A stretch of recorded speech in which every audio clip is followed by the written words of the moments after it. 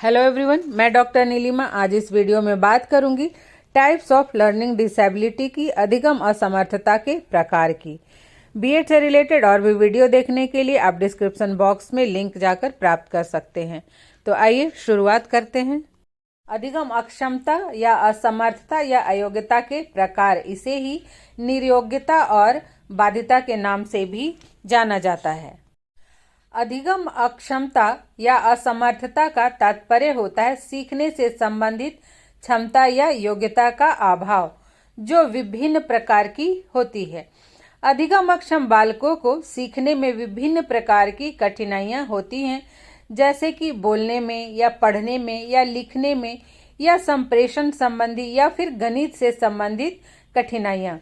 बालकों को यह सभी कठिनाइयां मनोवैज्ञानिक कारणों से होती हैं।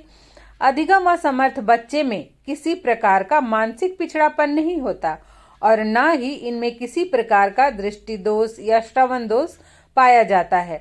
बुद्धि से संबंधित क्रियाकलापों में अधिगम असमर्थ बालक अन्य सामान्य बालकों के समान ही होते हैं, लेकिन कभी कभी उनको पढ़ने लिखने एवं उच्चारण संबंधी या फिर गणित के प्रश्नों को हल करने में अनेक कठिनाइयों का सामना करना पड़ता है। अर्थात ये जो अधिगम असमर्थ बच्चे, ऐसा नहीं है कि ये मंदबुद्धि हैं या फिर दिव्यांगी है या फिर किसी तरह के दोष से ही ग्रसित है, बल्कि ये जो समस्याएं हैं मनोवैज्ञानिक कारणों और वातावरण के प्रभाव के कारण भी होती हैं।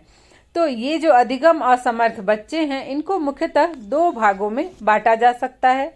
नंबर 1 है सामान्य अधिगम अक्षमता और 2 है जटिल अधिगम अक्षमता। सबसे पहले हम देखते हैं कि सामान्य अधिगम अक्षमता या असमर्थता क्या है।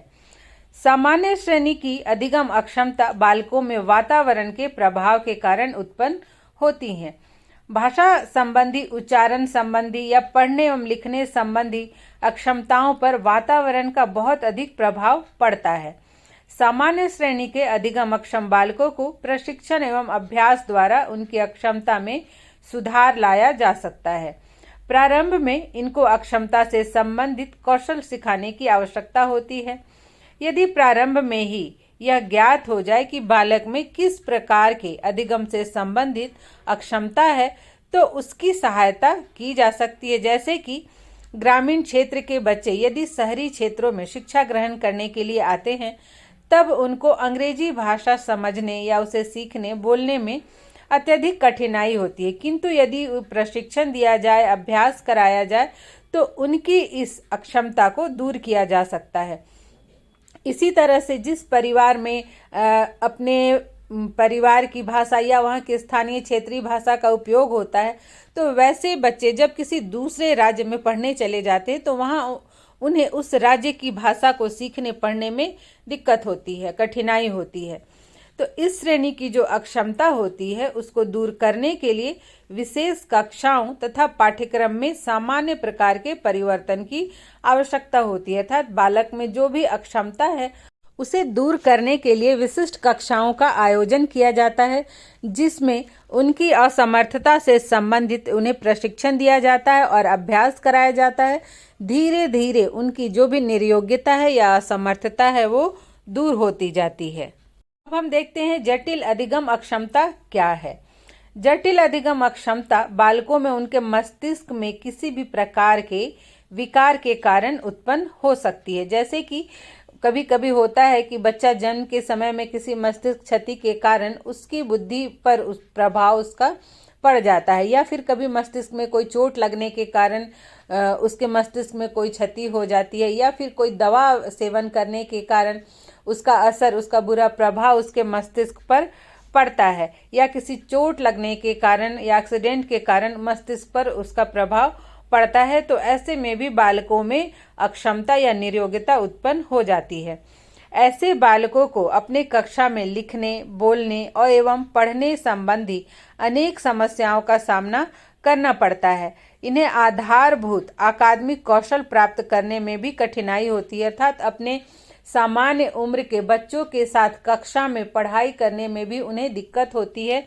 ये अपनी उम्र से छोटे बच्चे के क्लास में पढ़ते हैं। इनकी बुद्धि जो होती है उम्र के अनुसार विकसित नहीं होती है। इनका उपलब्धि स्तर निम्न होता है। इस प्रकार के बालकों को समावेशी विद्यालय में एकीकृत करने में बहुत अधिक समस्या का सामना करना पड़ता है।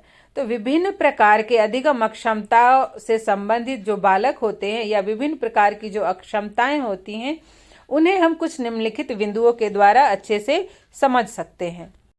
सबसे पहले हम देखेंगे पठन अयोग्यता या पढ़ने से संबंधित अक्षमता। पढ़ने से संबंधित अयोग्यता या अक्षमता को डिस्लेक्सिया के नाम से भी जाना जाता है।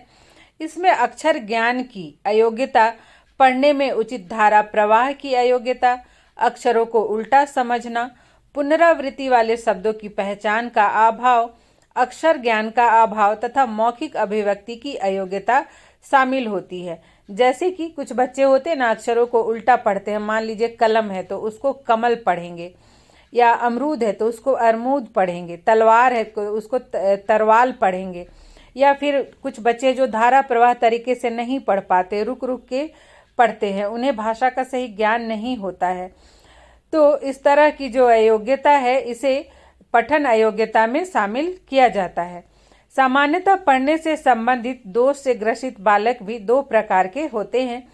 कुछ बालकों पर इसका सामान्य प्रभाव होता है, जिससे उनको पढ़ने में कठिनाई होती है, जिसे शिक्षण अभ्यास के द्वारा सुधारा जा सकता है। जैसे पूर्व प्राथमिक स्तर पर या फिर प्राथमिक स्तर पर भी अधिकांश बालकों में यह अयोग्यता पाई जाती है, किंतु समय के साथ उचित प्रशिक्षण एवं अभ्यास के माध्यम से इसमें सुधार होता जाता है।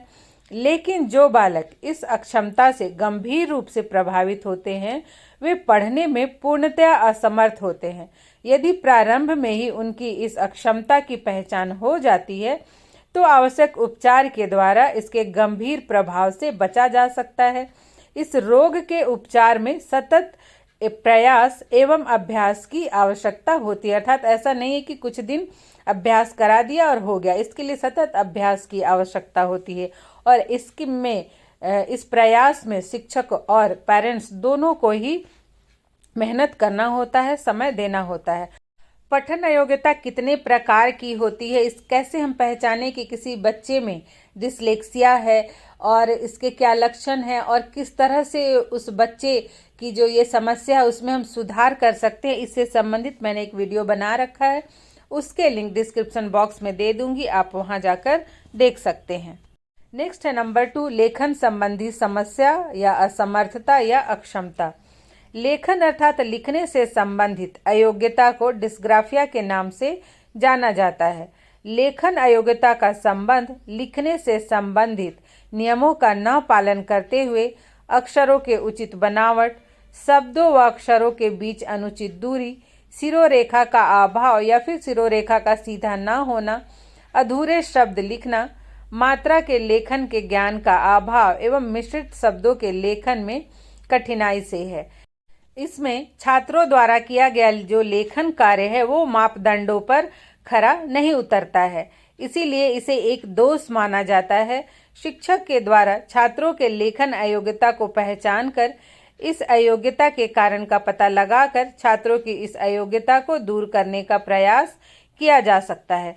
लेखन संबंधी अयोग्यता से संबंधित इसके लक्षण, पहचान और उपचार के लिए मैंने वीडियो बना रखा है, उसके भी लिंक डिस्क्रिप्शन बॉक्स में आपको उपलब्ध हो जाएंगे। नेक्स्ट है नंबर 3, संख्या या गणितीय या गणना संबंधी अयोग्यता। संख्या या गणितीय संबंधी अयोग्यता को डिस्कैलकुलिया के नाम से जाना जाता है। डिस्कैलकुलिया बुरी तरह से किए जाने वाले गणना संबंधी कार्य की ओर संकेत करता है। इसमें अनेक प्रकार की गणितीय अयोग्यताओं को सम्मिलित किया जा सकता है। गणितीय अयोग्यता में उन सभी गणितीय अयोग्यताओं को सम्मिलित किया जाता है जो छात्रों को सामान्य छात्रों से अलग करती हैं। इस अयोग्यता या फिर ये अयोग्यता वातावरण एवं वंशानुगत कारणों से भी होती है। इससे संबंधित अयोग्यताओं में गणना संबंधी अयोग्यता, गणितीय चिन्ह को पहचानने संबंधी अयोग्यता, विभिन्न प्रकार के संख्याओं में विभेद एवं तुलना करने की अयोग्यता, गिनती एवं पहाड़ों को भूलना, अंकों एवं चिन्हों की बनावट में विभेद करने की अयोग्यता शामिल है। ऐसे भी जो छोटे बच्चे होते हैं उन्हें 6 और 9 में अंतर नहीं समझ में आता है जल्दी। तो इस तरह से कई तरह की अयोग्यताएं हैं जो गणित से संबंधित होती हैं, जिसे भी अक्षमता के अंतर्गत रखा गया है। इससे संबंधित विस्तृत जानकारी के लिए डिस्क्रिप्शन बॉक्स में एक अलग से वीडियो का लिंक दिया हुआ है, आप वहां जाकर देख सकते हैं।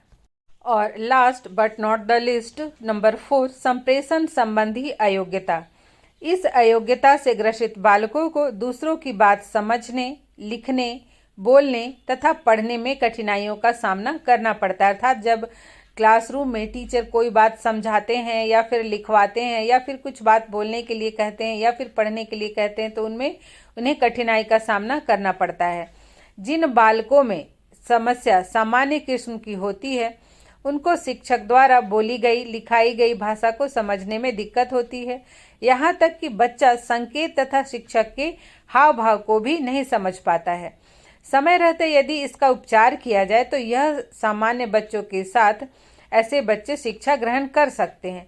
वहीं जिन बच्चों में यह समस्या गंभीर रूप धारण कर चुकी होती है, अर्थात वह न किसी के भाषण को समझ पाता है, न ही अपनी बात दूसरों तक पहुंचाने में समर्थ होता है, यहाँ तक कि वह संकेतों तथा हाव भाव के द्वारा भी अपनी बात दूसरों तक नहीं पहुंचा पाता, तब इस तरह के बच्चों को सामान्य बच्चों के साथ एकीकृत करना कठिन हो जाता है।